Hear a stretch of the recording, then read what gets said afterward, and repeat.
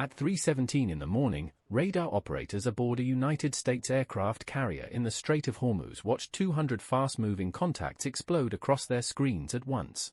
The formation looked chaotic at first, then the pattern became obvious. This was not a reconnaissance sweep, it was a saturation strike, a coordinated Iranian drone swarm moving low over the water, designed to overwhelm the carrier's defense systems before commanders could react. Because modern naval warfare is no longer about sinking ships with one missile, it is about forcing a billion-dollar defense network to process too many threats at the same time. But the problem inside the carrier group was worse than anyone expected.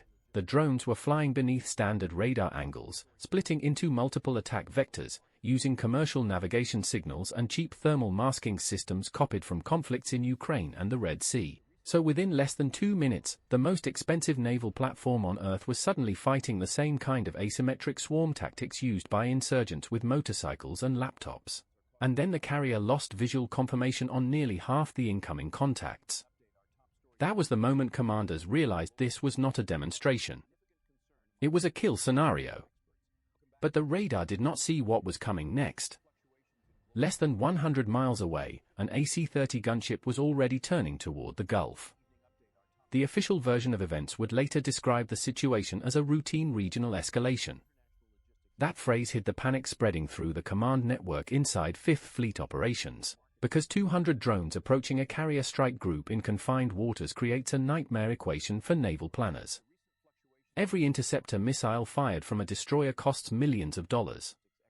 Every attacking drone might cost less than a pickup truck. But the real danger was mathematical. Even advanced Aegis systems can begin struggling when multiple low-altitude targets appear simultaneously across different approach corridors. So the entire American strategy in the Gulf suddenly depended on one question. How many targets could the carrier group destroy before something slipped through?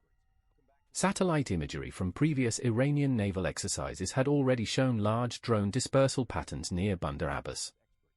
Pentagon analysts spent years warning that Iran's real strategy was never direct naval confrontation. It was swarm attrition.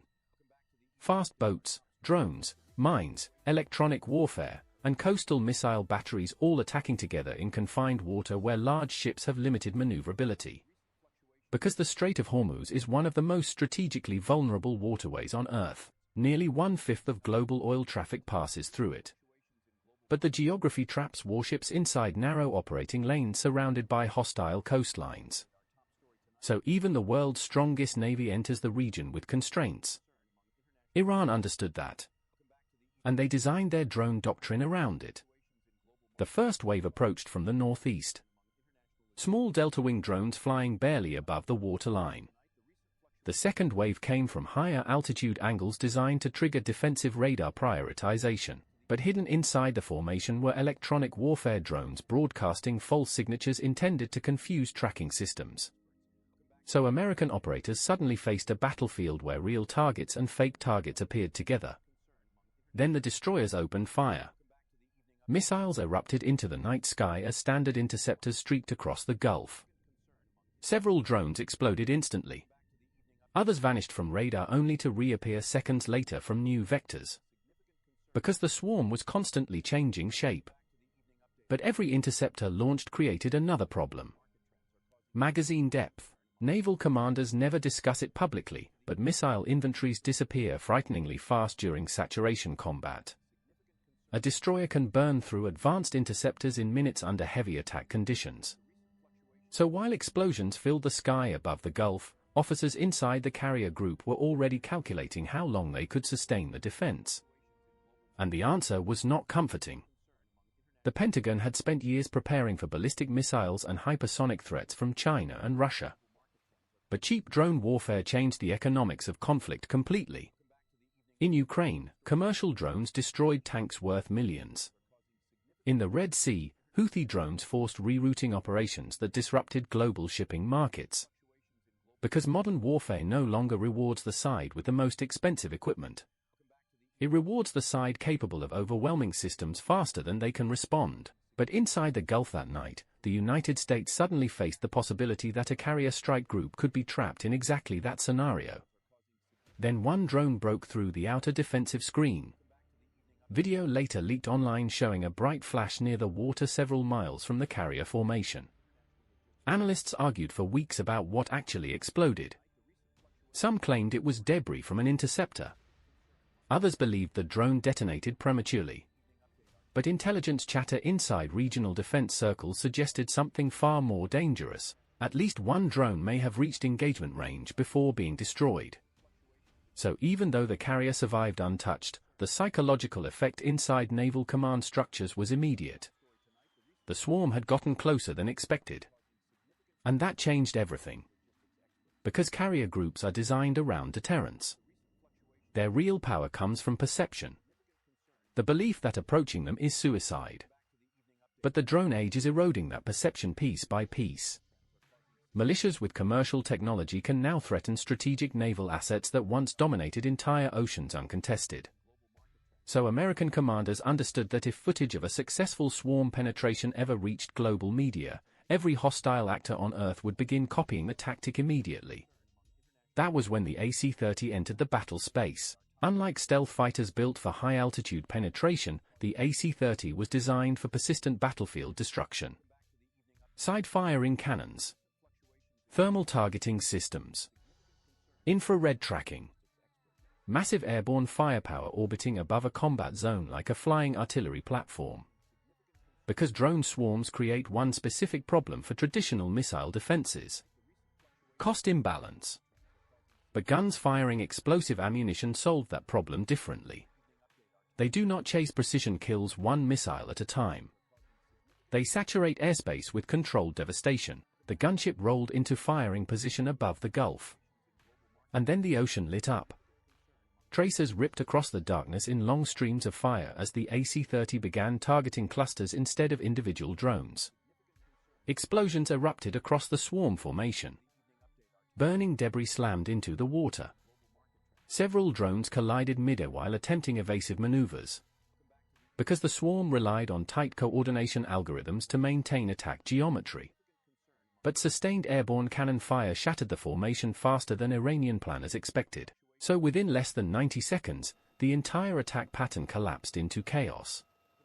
Operators aboard the carrier reportedly watched dozens of radar signatures disappear almost simultaneously. Because carrier groups are designed around deterrence. Their real power comes from perception. The belief that approaching them is suicide. But the drone age is eroding that perception piece by piece. Militias with commercial technology can now threaten strategic naval assets that once dominated entire oceans uncontested.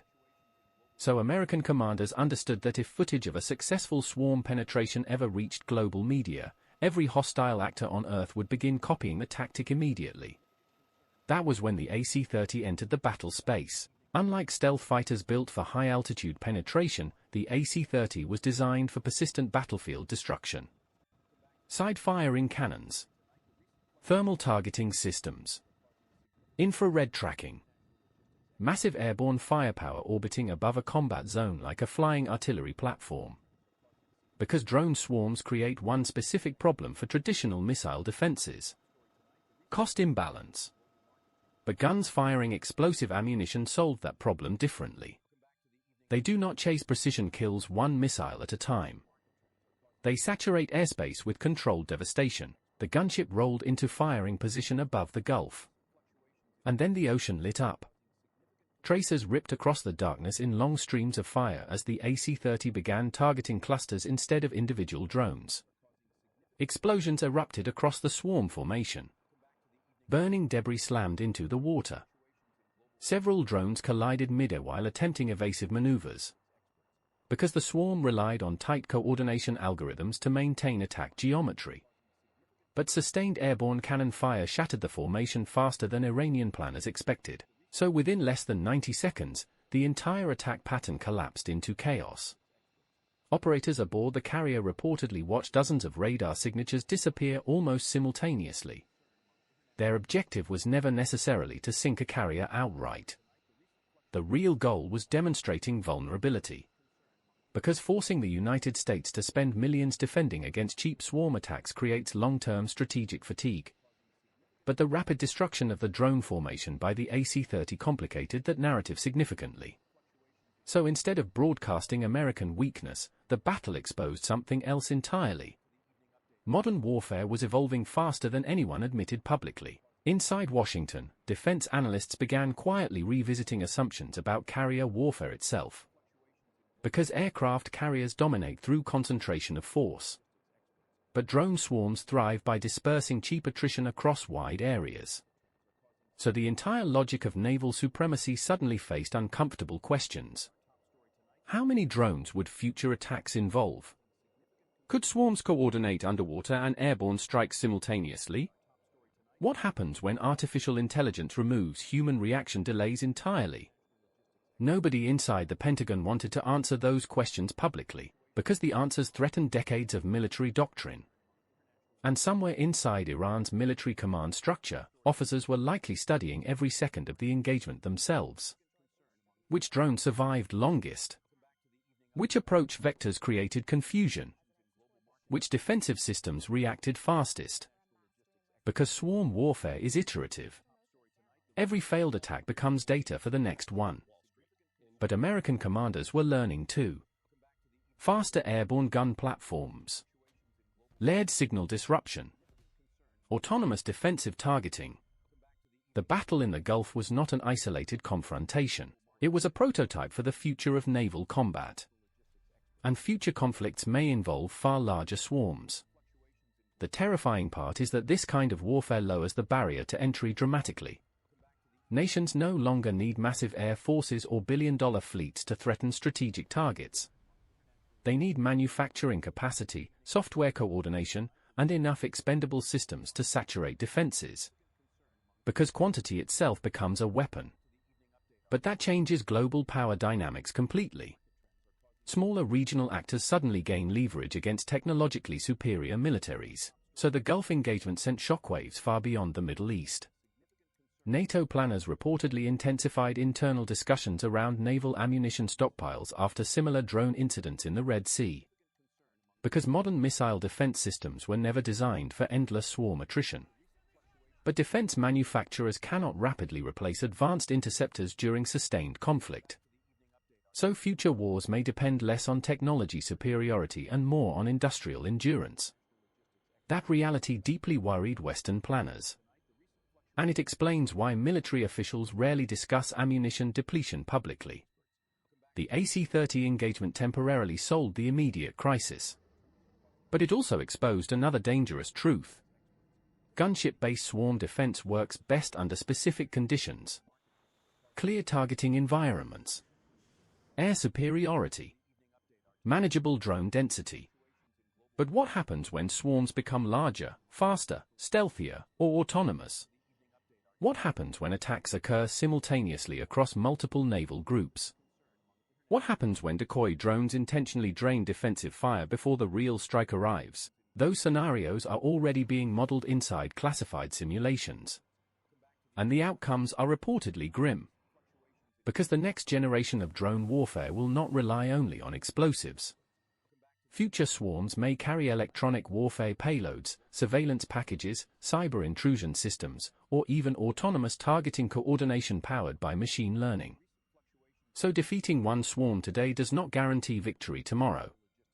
It simply buys time before the next evolution arrives. And somewhere in the darkness above the Gulf, military planners on both sides understood that the real battle had only just begun. The carrier survived. The drones burned. The AC-130 disappeared back into the night sky. But the strategic message lingered long after the smoke cleared. The age of overwhelming military dominance is ending. And the nations that adapt fastest to swarm warfare may control the future of global power itself.